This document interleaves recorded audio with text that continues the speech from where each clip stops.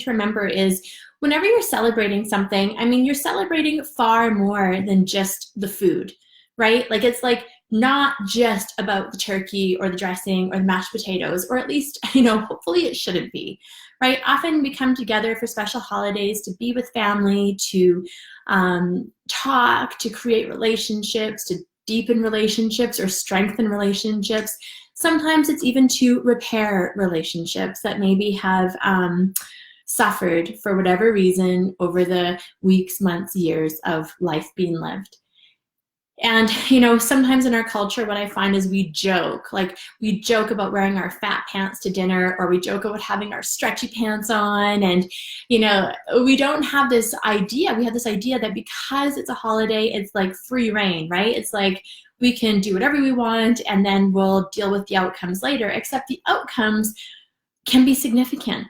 Right? You don't just gain weight the next day. The fat mass that can accumulate when you spend a day eating and drinking. And sometimes what happens is with so many families nowadays, we don't just have one Thanksgiving dinner.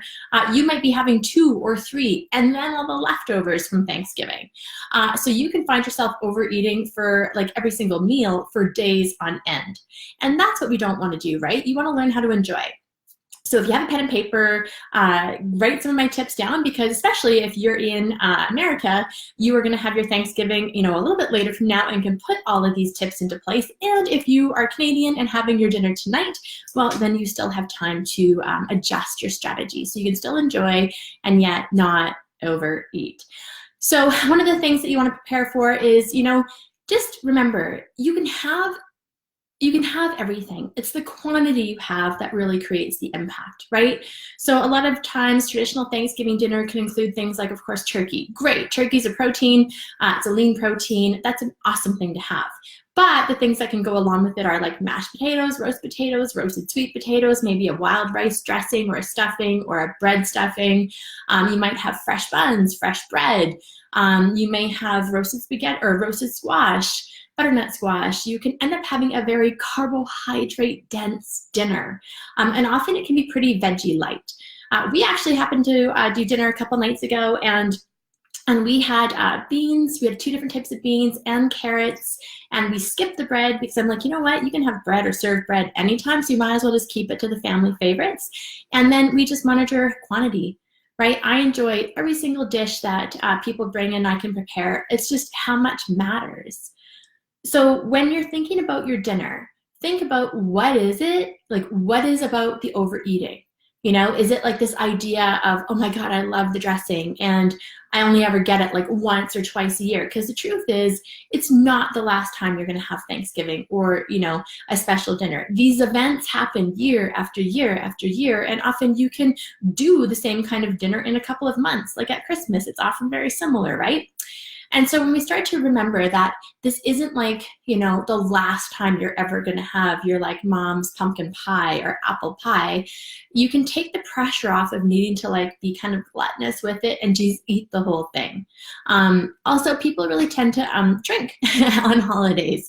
There can be a lot of cocktails, pre-cocktails, wine with dinner, wine after dinner. And that, you got to think about what that's about too.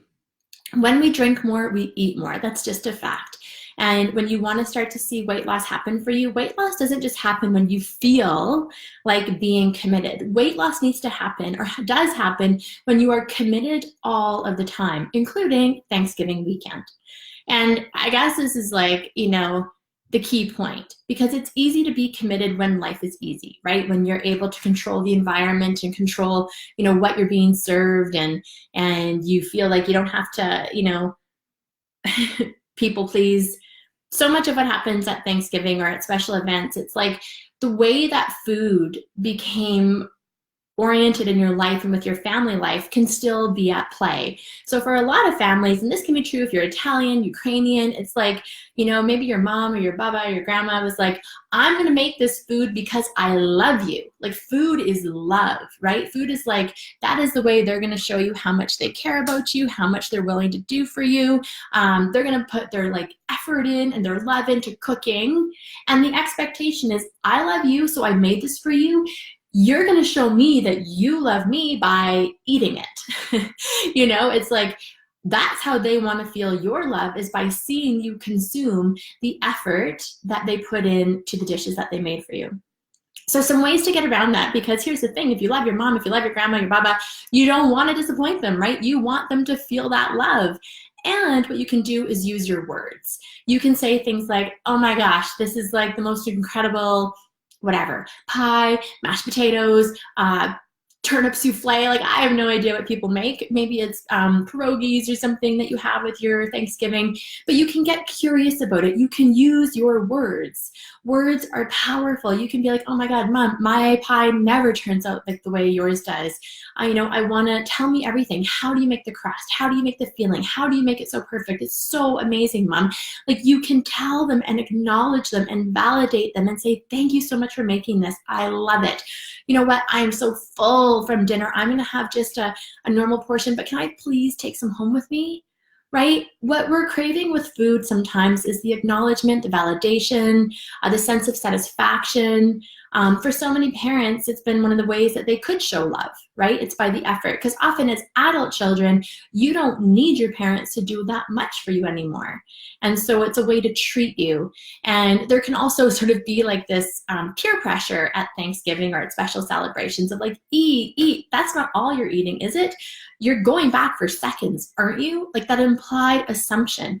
And if in the past that has been your pattern and you're not doing it now, it can be like almost offensive. Like, some people can take that as like offensive, like, oh, what? You don't like it? Are you sick? What's wrong with you? How come you're not eating more? I've heard and seen it all at these kind of dinners. And so what I would say is, again, come back to the words. Oh my gosh, everything was so rich and delicious. Everything was so wonderful. I want to be able to have room for everything. Or you know what?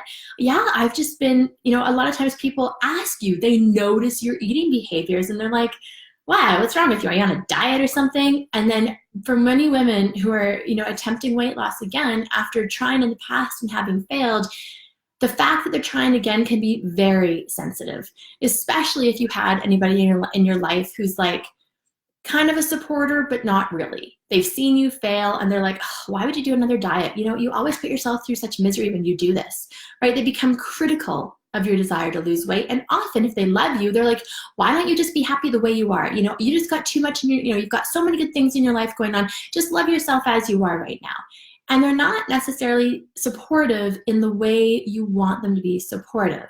And so it comes across as a sensitive area, and often when you're just simply learning how to reestablish healthy eating patterns, you're going to be changing. And when you change, people can notice it, right? And so then they get curious about it. And then what can happen for you is you can start to feel defensive about it, protective. And all of a sudden the mindset is, oh my God, this is going to be like just way easier to just do what I've always done and like screw it and I'll just like suffer through it. But the problem with that is that's you punishing you. That's you engaging in patterns that are going to take you further away from your goal, not bring you closer. And a week from now, you're going to be pissed off at yourself and you're going to feel resentful and bitter at your mom or your grandma, or your best friend or whoever that was like pushing the food on you. In our culture, we are some serious food pushers. It's like drink more, eat more, have more, as opposed to like, wow, I really admire how you control your portion size. I mean, who says that at dinner time? No one.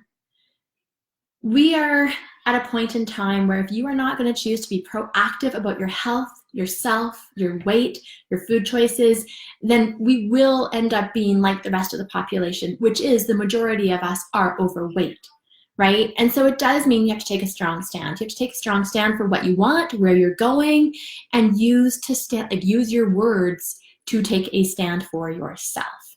Now, sometimes what I think is a good reminder is like, I just started off this Facebook Live talking about what we're grateful for, right?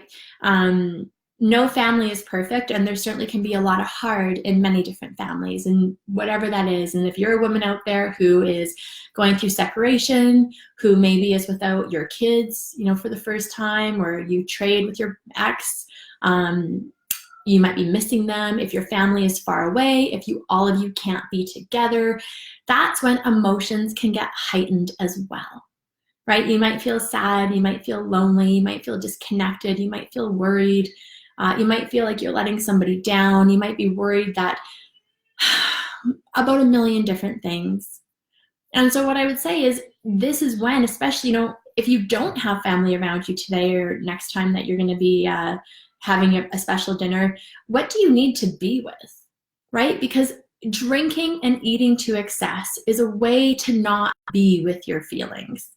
It's a way to sort of escape them. I remember the first Thanksgiving that I didn't have my kids and how sad I was.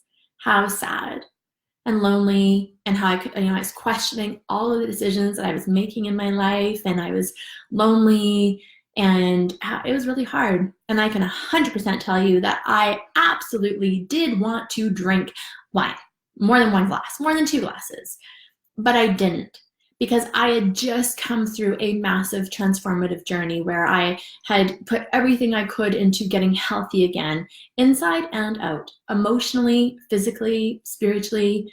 I'd done my work and I was really committed to not sabotaging myself. And that meant reaching out. I had to reach out for support and find the people in my life who I could be with, who could simply understand my sadness that day.